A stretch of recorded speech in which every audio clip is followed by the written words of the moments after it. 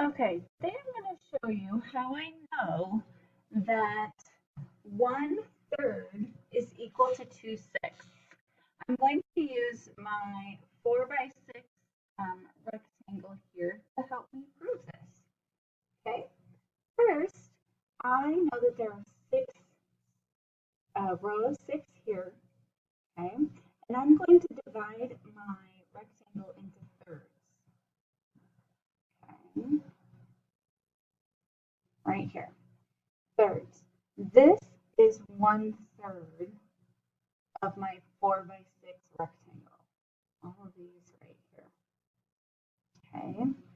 Now, I know that this rectangle shows 1/3.